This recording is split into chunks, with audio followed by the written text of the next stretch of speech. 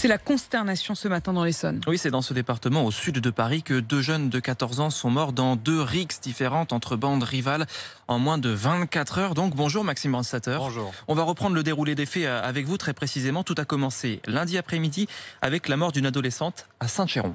Exactement, c'est un peu avant 16 heures.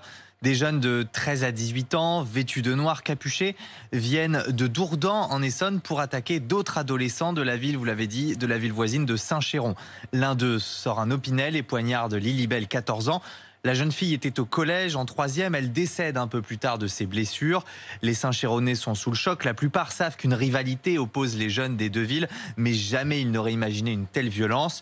6 jeunes ont été placés en garde à vue, l'un d'eux a reconnu être l'auteur du coup mortel. Et donc moins de 24 heures plus tard, nouvelle bagarre mortelle, un adolescent tué cette fois à Boussy-Saint-Antoine. Et oui, à seulement 45 km de la première, en Essonne aussi, à nouveau 2 bandes s'affrontent, une nouvelle rixe qui implique une trentaine d'adolescents. Un garçon de 14 ans est tué, probablement d'un coup de couteau au ventre là aussi. Un autre est dans un état grave. L'auteur du coup mortel s'est rendu hier selon la police et a été placé en garde à vue avec 6 autres jeunes.